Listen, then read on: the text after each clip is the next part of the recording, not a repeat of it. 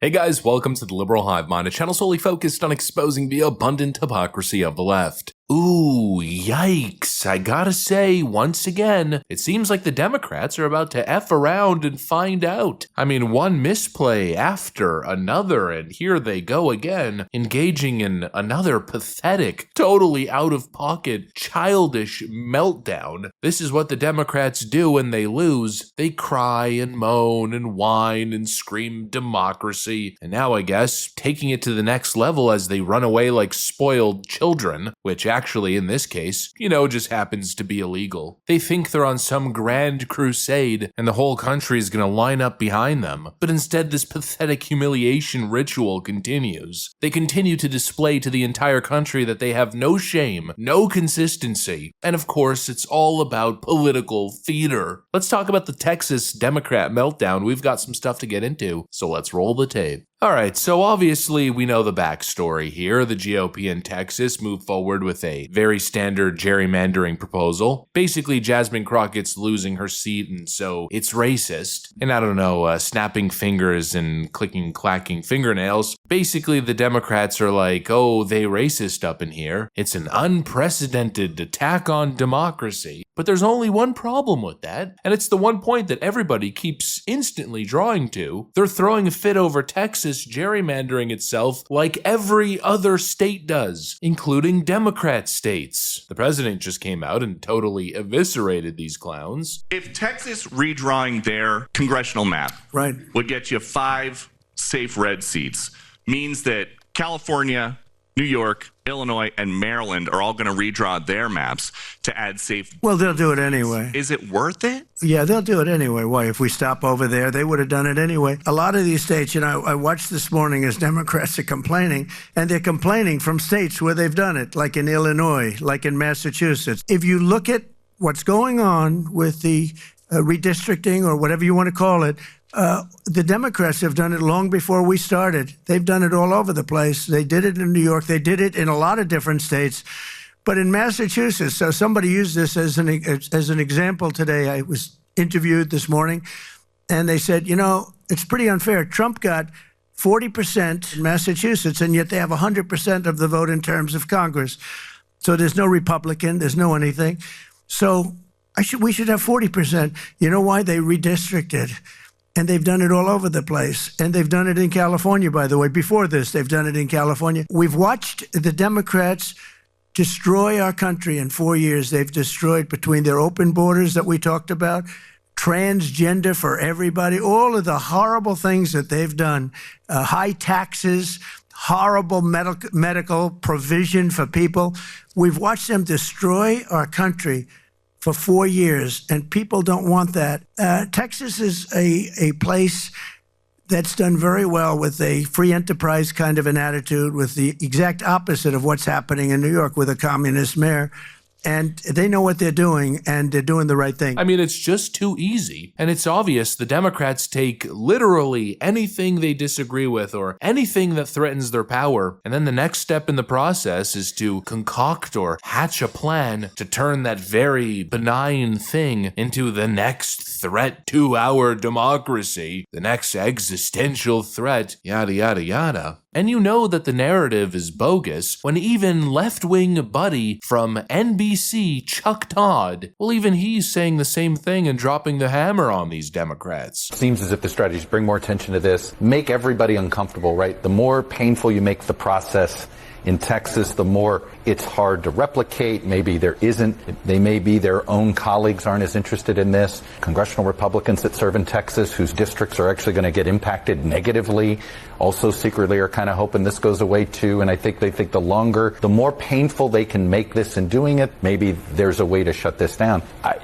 So I understand the strategy, and I think it's a bad look for a party that claims to be always trying to protect the democracy is to hole up in a state that gerrymanders, the state of Illinois. I mean, one of the worst, look, Texas, Florida, Illinois, and Maryland. Those are your 4 giant gerrymandered states. And if you're trying to make a point on gerrymandering, I don't think I'd be going to the state of Illinois as a place to hide. I mean, we're talking about redistricting, redrawing the lines, basic gerrymandering, an old process. And again, here we have Democrats failing to meet the moment, exaggerating, acting like it's a damn genocide. We're not here to play political games.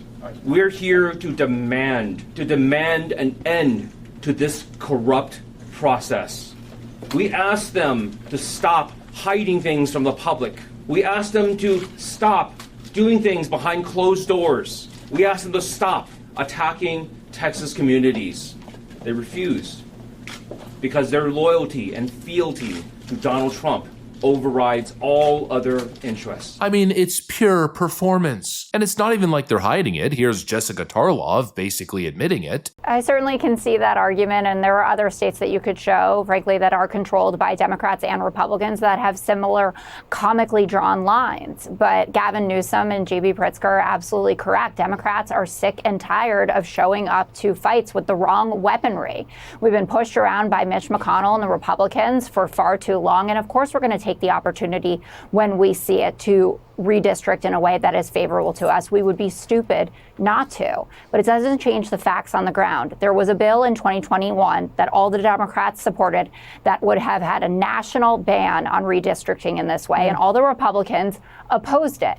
I also heard no complaints from any Republican when Mike Johnson, just a couple weeks ago, decided to abdicate his job to say, actually, Congress isn't in session anymore because I don't want to have to vote on turning over the Epstein files, the bill put forward by Ro Khanna and Thomas Massie. He said, let's go home rather than talk about the fact that Donald Trump may or may not have been in there. All right. So be equal opportunity in your complaints about fleeing your job. At least they're doing this for a good reason. Oh, well, of course we're going to take the opportunity to totally overblow the redistricting process and gaslight the audience into thinking it's another threat to our democracy. And yeah, exactly. We get it. I think people get it by now. This is the Democrat way, the Democrats, and their ridiculous antics. I mean, what's going to be this week's constitutional crisis? What's going to be next week's threat to our democracy? Tyrannical overtake of government. Oh, just you wait until we uncover that actually Elon Musk is the president. Every week is another new, wacky leftist conspiracy theory. And the show that's in town today is Horror in Texas, being hosted by the Democrats at Pritzker's fancy hotels in Chicago. It's going to end the same way it did in 2021 when they fled to Washington, D.C.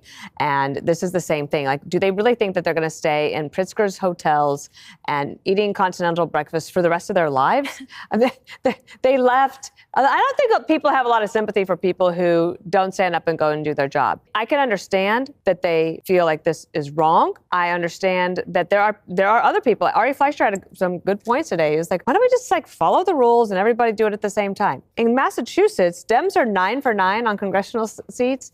Kamala didn't win 100% of the vote. In California, they're pushing a plan that would leave Republicans with just 4 of 52 seats if Texas does this. But they're probably going to do it anyway.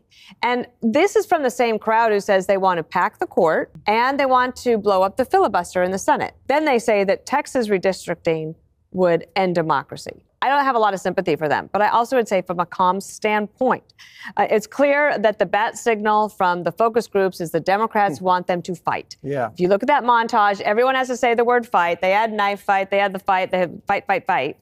But what they're doing, once again, with the tactic is they're raising the bar that they can't clear because they're going to have to come back. They don't have the numbers. So they are fighting with basically a losing hand, but they're doubling down on it. So I think that doesn't look too good for them. Hit the nail on the frickin' head. Oh, the horror. We're fleeing literal fascism in Texas. Yeah, right. Seems more like an excuse to have a vacation at the Hyatt Hotel in Chicago. A total temper tantrum. And the reality is, the only outrage here is that these individuals putting on this act, putting on this show, well, they've abandoned their legislative duties. They're now freezing the legislative process in Texas because they can't accept the outcome of the vote. Once again, the Democrat Party cannot stand democracy. Absolute clowns acting like they have the high ground. Meanwhile, they're standing in the ditch below. Texas Governor Greg Abbott is absolutely right to call for their arrests. Is it the case that you could actually arrest those